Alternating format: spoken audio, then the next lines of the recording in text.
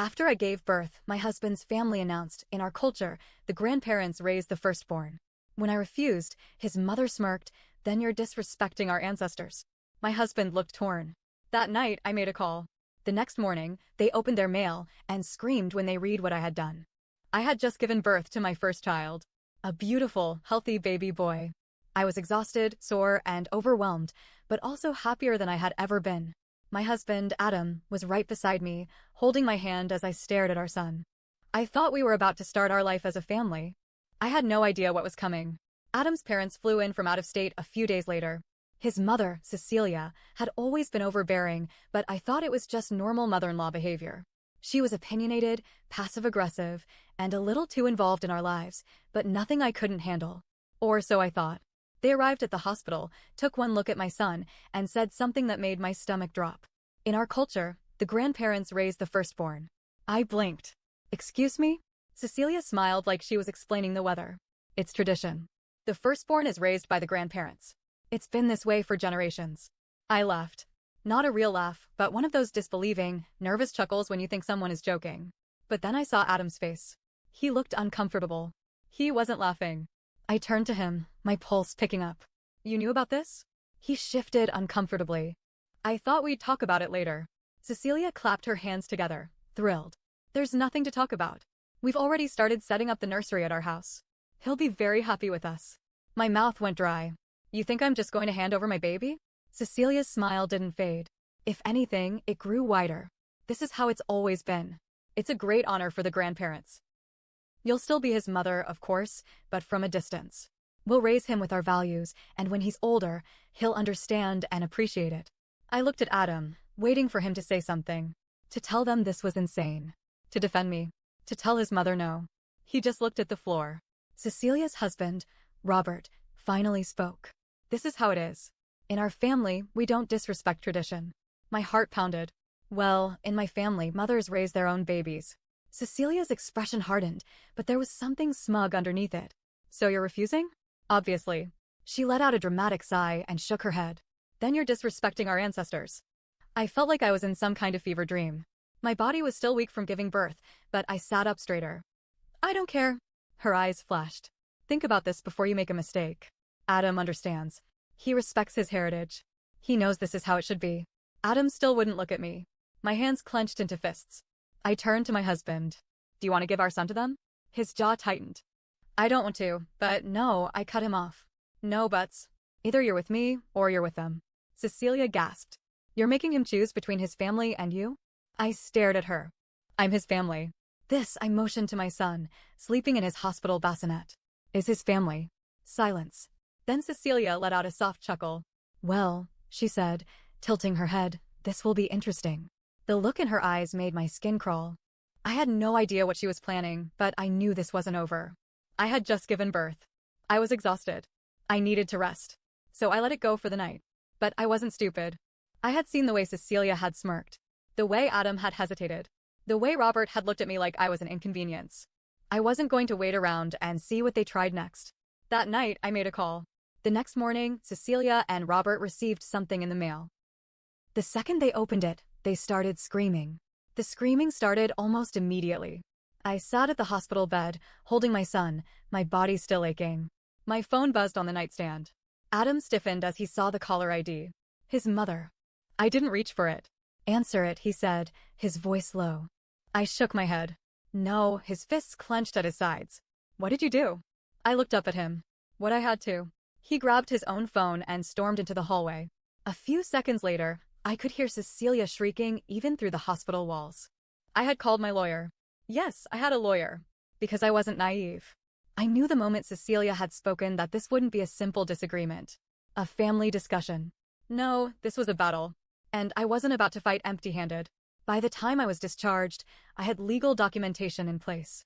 Temporary custody orders, paperwork establishing my parental rights, and an emergency cease and desist warning against my in-laws attempting to take my child. I had also sent copies of everything straight to their house, along with a note, "My son is not yours. Do not test me." Adam walked back in, his face pale, his jaw tight. "You blindsided them." I laughed, but there was no humor in it. "They blindsided me when they tried to take my baby." His nostrils flared. "You didn't even let me talk to them first." I stared at him, then at our son sleeping in my arms. You did talk to them. You stood there and let them say it. You didn't fight for me. You didn't fight for him. His shoulders sagged. It's complicated. No, I said, my voice sharp. It's not. You either protect your child or you don't. Silence stretched between us. I didn't know who this man was anymore. The person I married would have never let this happen. But I had a newborn to think about. And I couldn't afford to waste energy on a man who was too weak to stand up for his own family. We went home the next day. I locked every door, double-checked every window. Maybe I was paranoid, but I didn't care. Cecilia's next move came 2 days later. She showed up at our front door, Robert standing stiffly beside her. She wasn't smiling this time. I just want to talk, she said sweetly. As a family. I stood in the doorway, arms crossed. We don't have anything to talk about. She sighed dramatically. You're acting like we tried to kidnap him. I blinked. You literally told me you were taking my baby. Robert's mouth pressed into a thin line. It's our right. My stomach turned. Get off my property. Cecilia's smile faltered. Adam, she said, turning to him, her voice sickly sweet. You're going to let her talk to us this way? Adam shifted beside me. Maybe we should at least. No, I turned to him. They think they have rights to our child. You want to entertain this? Cecilia's eyes darkened.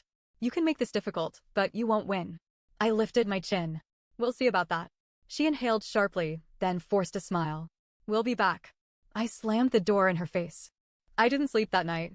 Every sound outside made me jump. Every shadow in the hallway made my heart race. I was holding my baby close when Adam sat up in bed. You need to make peace with them, he said. I turned my head slowly. Excuse me? They're not going to back down, he said, rubbing his face. They're serious about this. So am I. He sighed. They're just doing what they think is right. I stared at him in horror. You think what they're doing is right? I think it's their tradition, he said. And we knew that when we got married. My breath caught in my throat. So what, Adam? You think I should just hand over my baby? Let them take him. He looked at me, something conflicted flashing in his eyes. Then he sighed and stood up. I'm going to stay at their place for a few days. Clear my head. My blood turned to ice. What? I need to think, he said, grabbing his bag. This whole thing, he exhaled sharply.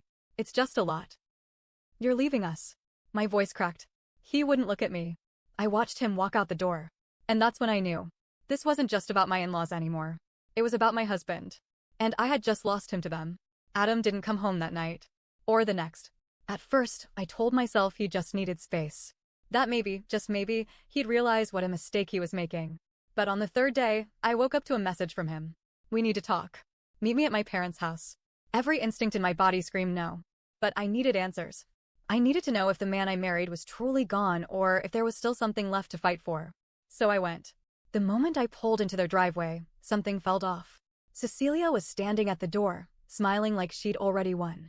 Adam stood behind her, stiff and unreadable. I walked up the steps, keeping my son strapped in his car seat, my grip tight on the handle. What do you want? I asked, not bothering with pleasantries. Cecilia clasped her hands together. We've been talking. And we think we've come to a compromise. I glanced at Adam. He didn't meet my eyes. What compromise? She gestured toward the house. Let's talk inside. No, I stayed right where I was. Her lips thinned. You're being unreasonable. And you're being manipulative. Her expression darkened, but then she took a slow breath. Fine, she said. Here's our offer. You let us have full custody, and in return, we'll let you be a part of his life. I nearly laughed. You think I'm going to give you my son?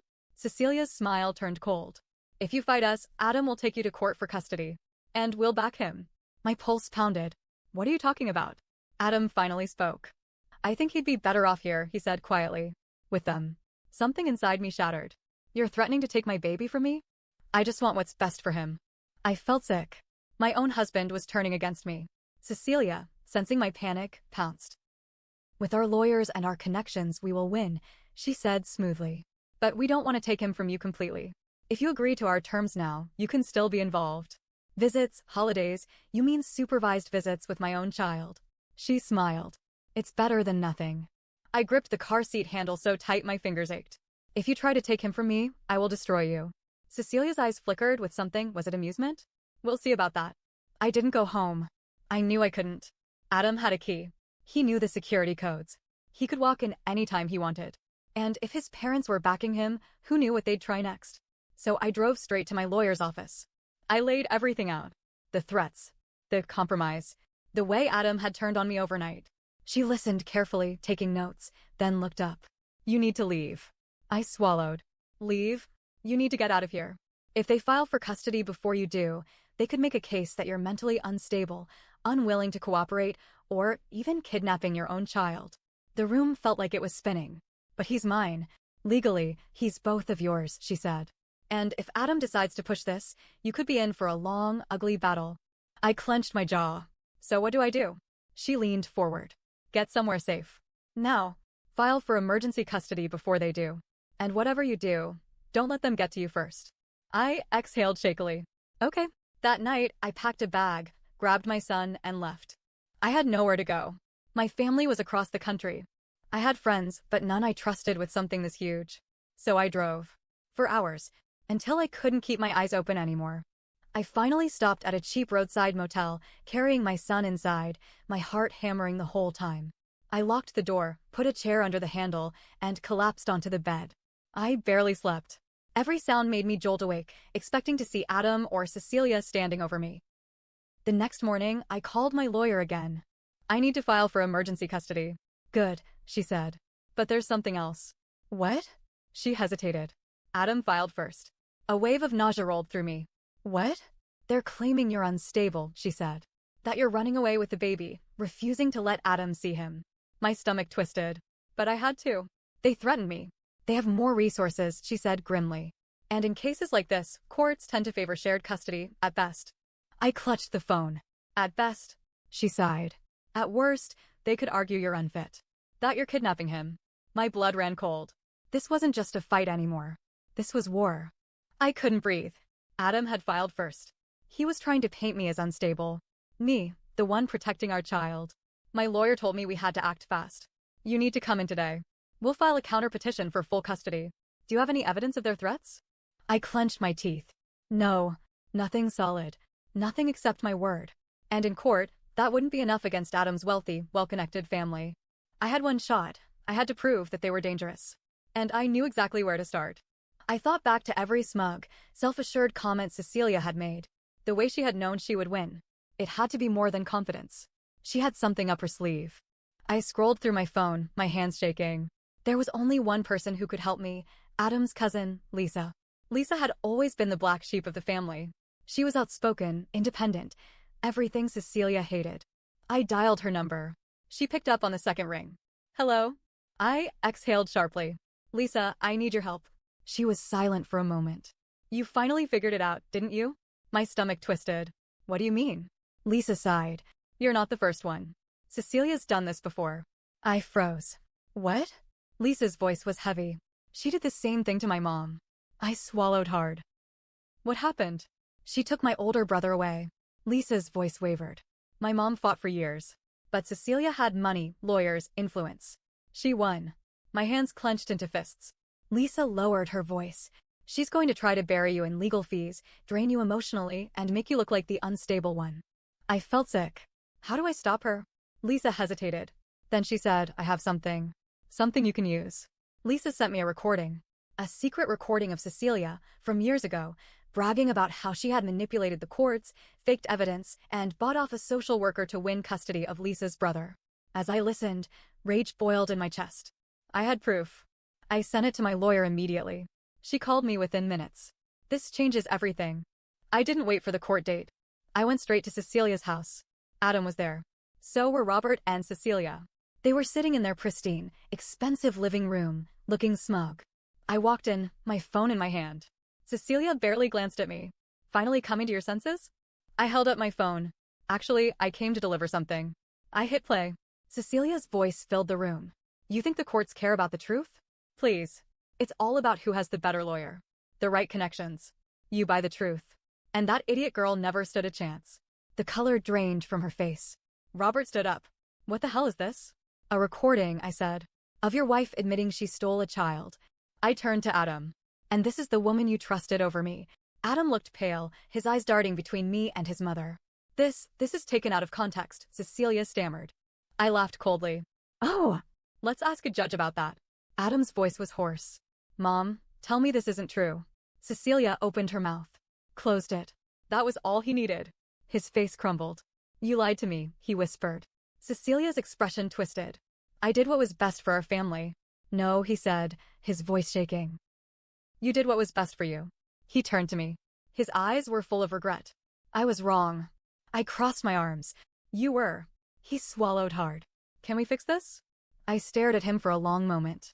No, the court case was brutal. Cecilia fought hard, but the recording was damning. My lawyer tore her apart. In the end, I was granted full custody. Cecilia was barred from seeing my son. Adam got supervised visitation, barely. He tried to apologize, begged for another chance. But I had already spent too much of my life waiting for him to stand up for me. I wasn't going to wait anymore. Lisa reached out a few weeks later. I don't know how you did it, she said. But you beat her. I looked at my son, sleeping peacefully in my arms. I had to.